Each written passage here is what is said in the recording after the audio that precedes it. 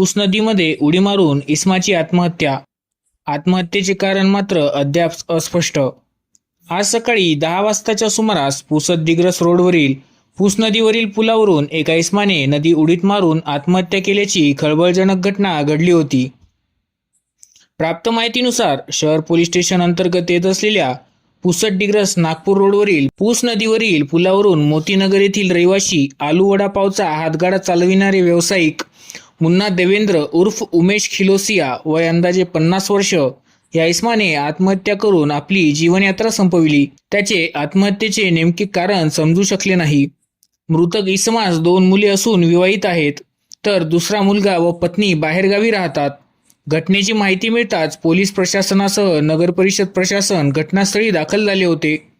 नदीमध्ये शोधाशोध करण्यात तरबेज असलेला अफसर या मुलाने शेवटी नदीत उडी घेऊन तब्बल 1 तासाने मृतदेह बाहेर काढला. यावेळी नदीवर प्रचंड बग्यांची गर्दी जमा झाली होती. मृतकाच्या मुलाने वडिलांचा मृतदेह बघून एकच हंबरडा फोडला. यावेळी सर्वसामान्याचे मन कासावीस झाले.